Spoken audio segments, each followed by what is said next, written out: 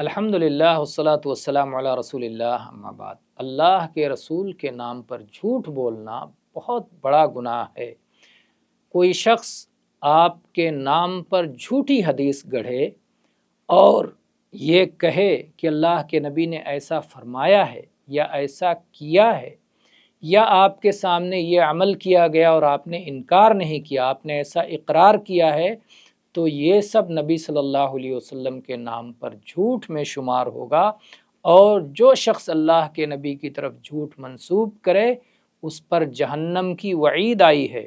چنانچہ علی ابن ابی طالب رضی اللہ عنہ سے مروی ہے کہ اللہ کے نبی صلی اللہ علیہ وسلم نے فرمایا، میری طرف کوئی جھوٹ بات منسوب نہ کیا کرو، فَإِنَّهُ مَنْ كَذَبَ عَلَيَّ فَلْيَلِجِ النَّارِ، جو آدمی میری طرف کوئی جھوٹ بات منسوب کرے وہ جہنم کو اپنا ٹھکانہ بنا لے۔